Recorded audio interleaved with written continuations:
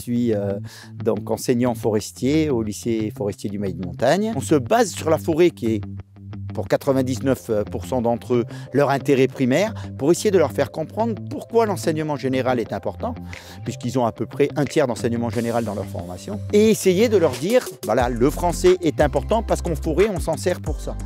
Les maths sont importantes parce qu'en forêt, on fait de l'estimation de volume, on cube les bois, etc., etc. Et on voit qu'à partir du premier trimestre de la seconde, 80% des élèves arrivent à comprendre que l'enseignement général sert à quelque chose en forêt. Et une fois qu'on a passé ce stade-là au niveau de l'élève, on a gagné son travail. Ça va faire 5 ans que je suis au lycée Claude Mercier. Donc j'y suis mis en 4e pour avoir un enseignement plus professionnel. Donc il y avait plus de sorties, plus d'activités en extérieur, etc. Vu que là c'est un bac professionnel, ça nous met déjà dans le métier et on prend plus d'expérience, on prend plus de maturité aussi, je trouve. Quand il faut travailler, il faut travailler.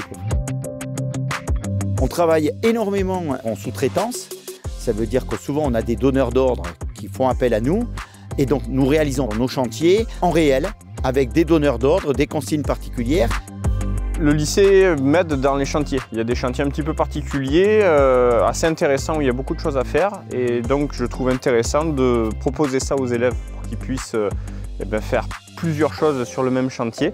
L'avantage, c'est qu'ils sont assez réactifs et puis c'est des classes qui restent assez nombreuses, donc peuvent être très performants sur certaines choses. On est dans un cadre vraiment très campagne, on a des forêts qui nous entourent de partout. Donc ça c'est vraiment pas mal pour faire comme maintenant des sorties sur le terrain. Et au niveau professionnel, des contacts qu'on peut avoir, les professeurs sont des anciens professionnels pour la plupart, donc ils ont des contacts de tout horizon. Que ce soit au niveau de la gestion forestière ou même des scieries.